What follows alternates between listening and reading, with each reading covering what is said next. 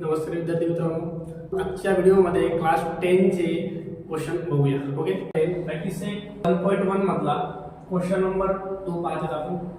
आपल्याला क्वेश्चन मध्ये डायग्राम दिली आहे आणि ह्या डायग्राम मध्ये दोन ट्रायंगल आहेत. हा तुमचा फर्स्ट ट्रायंगल असेल, हा सेकंड ट्रायंगल असेल. यांचा तुम्हाला रेशो फाइंड आउट करायचा आहे.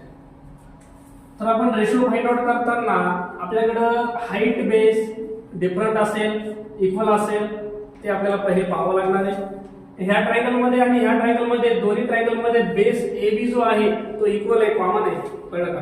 जर बेस इक्वल असेल तर ह्या दोन्ही पण ट्रायंगलच्या एरियाचा रेशो हा इक्वल टू येतो त्यांच्या करस्पॉन्डिंग हाईटच्या प्रोपोर्शन.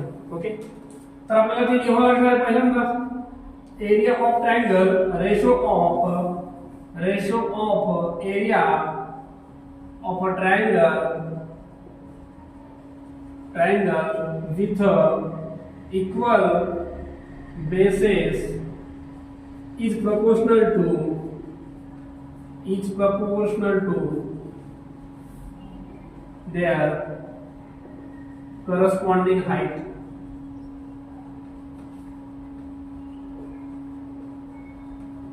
ओके, तर आपल्याला आता लिहिता येईल area of a triangle ABC upon area of a triangle ADB.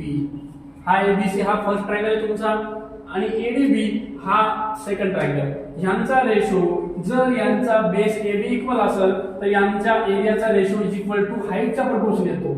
ABC मध्ये हाईट असेल BC आणि ABD मध्ये हाईट असेल AD. आता आपल्याकडे हे BC आणि AD च्या हाईट दिल्या, त्या हाईट आपण टाकून देऊया. तर area of a triangle ABC upon area of a triangle ADB is equal to BC किती दिलाय आपल्याला 4 आणि AD दिलाय 8. याला लेस करून घेऊ आपण. 4 1 चा 4 2 चा 8.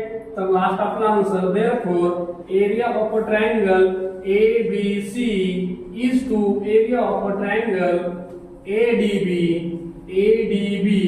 Is equal to 1:2. ओके, या प्रकारे आपल्याला हा क्वेश्चन सॉल्व्ह करायचा होता.